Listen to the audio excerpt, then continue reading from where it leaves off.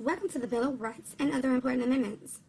The Bill of Rights are the first 10 amendments or additions to the U.S. Constitution.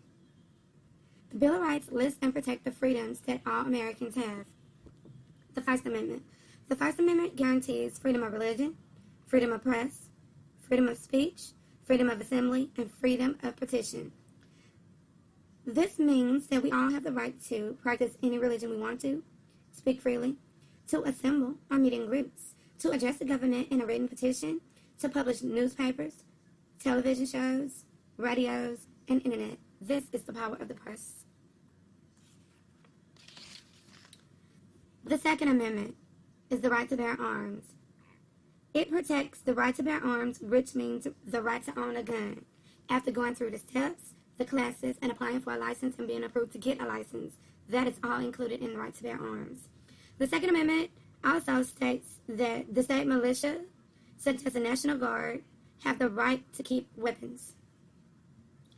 The Second Amendment also states that private citizens also have the right to keep weapons or bear arms, like I said, after they follow the steps for taking a class, applying for a license, being approved for a license, and then they have the ability to buy a gun or purchase a gun.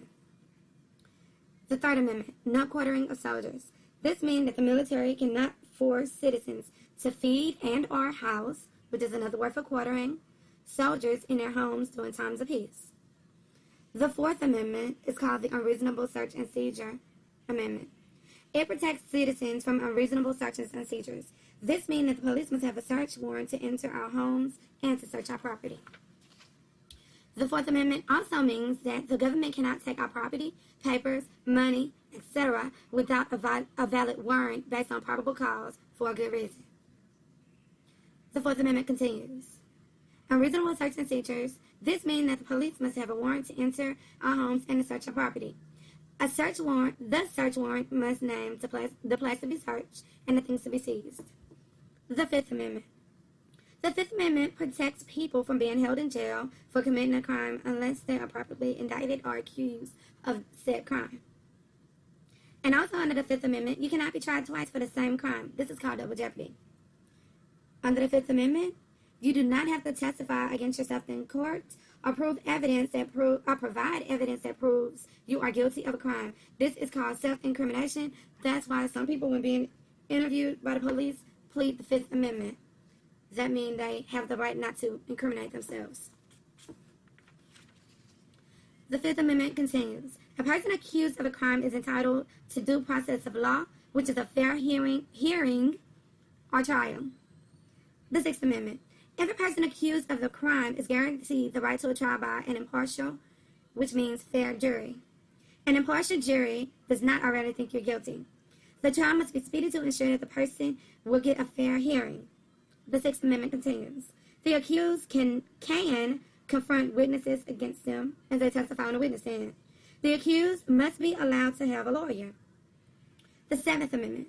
The Seventh Amendment guarantees the right to a speedy trial.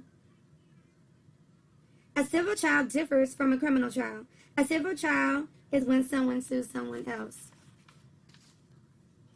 A criminal trial is when the state tries to convict someone of a crime. The Seventh Amendment guarantees the right to a jury trial in lawsuits where the sum of money at stake is more than $20. The Eighth Amendment consists of the bail and punishment. Bail is money the accused put up or leaves with the court as a pledge to appear in trial. Now, the bail might not necessarily be money. It could be property or anything listed as appropriate. If the accused does not appear in court, the court keeps the money and or property or whatever is put up for bail. The Eighth Amendment continues. The Eighth Amendment guarantees that punishment will be fair and not cruel, and that extremely large fines will not be set. Well, the Bill of Rights will be continued. Remember to subscribe by clicking the subscription button below. See you soon. Bye for now.